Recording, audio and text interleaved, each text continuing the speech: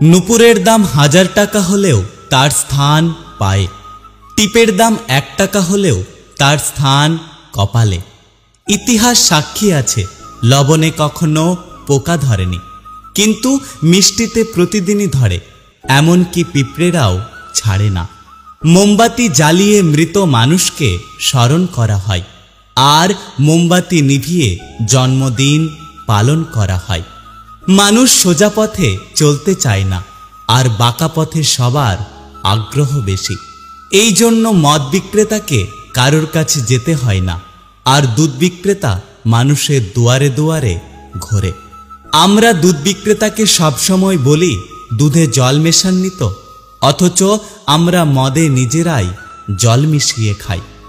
একটা গাছ থেকে লক্ষাধিক দেশলাই খাঁটি হতে পারে, কিন্তু একটা দেশলাই খাঁটি লক্ষাধিক গাছকে জ্বালিয়ে দিতে পারে। যখন বন্যা হয় তখন মাছেরা পিঁপড়েদের খায়, আর যখন জল শুকিয়ে যায় তখন ওই পিঁপড়েরাই মাছেদের খায়। সুতরাং সময় এবং পরিস্থিতি যে কোনো সময় বদলাতে পারে।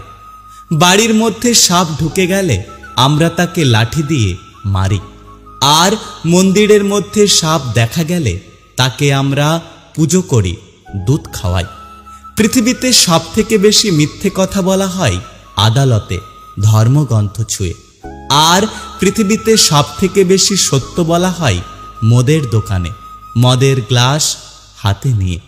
সময় বড় কঠিন হয়, তাই জন্যই তো ঘড়িতে ফুল নয় বরং কাঁটা থাকে। কেউ একজন একটি সুন্দর কথা বলেছেন, আমি যখন ছোট ছিলাম তখন আমার জুতো ছিল না বলে আমি কেঁদেছিলাম। তারপর একদিন দেখলাম এমন একটি ব্যক্তি যার পা নেই। তারপর আমি বুঝতে পারলাম যে পৃথিবীতে আমি কতটা ভাগ্যবান। আগে মানুষ সূর্য ডোবার পর খাওয়া দাওয়া করে ঘুমিয়ে পড়ত, আর এখন মানুষ সারা রাত্রি জেগে সূর্য ওঠার পর ঘুমাতে যায়। আজ পর্যন্ত মানুষকে এতটুকুই চিনলাম, জানোয়ার বললে রেগে যায়, অথচ বাঘের বাচ্চা বললে খুশি হয়। আপনারাই বিচার করে বলুন, বাঘ কি তাহলে পশু নয়? উপোস করলেই যদি ওপরবালাকে পাওয়া যেত, তাহলে এই পৃথিবীতে বহুদিন অনাহারে থাকা মানুষ সব থেকে বেশি ভাগ্যবান হতো। উপোস অন্যের নয়, চিন্তা ভাবনার করুন। মানুষকে মানুষ বলে ভাবার চেষ্টা করুন। মানুষের সাথে পশুর মতো ব্যবহার করবেন না। নিজের মধ্যে কখনো অহংকার আসতে দেবেন না। ওপরবালার উপরে ভরসা রাখুন।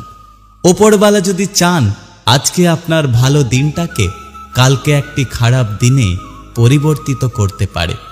তাই যদি আপনি সুখে আছেন অহংকার করবেন না, যারা দুঃখে আছে তাদের দেখে হাসাহাসি করবেন না। সকলের সাথে থাকুন, সকলের পাশে থাকুন।